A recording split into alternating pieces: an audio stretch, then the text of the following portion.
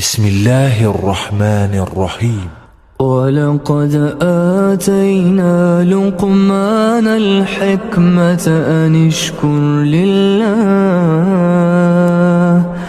ومن يشكر فإنما يشكر لنفسه ومن كفر فإن الله غني حميد.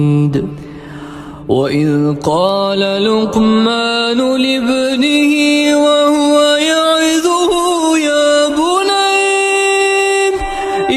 بني لا تشرك بالله إن الشرك لظلم عظيم.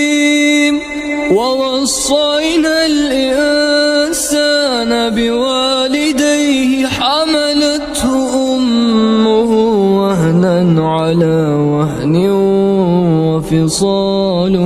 وفصاله في عامين أن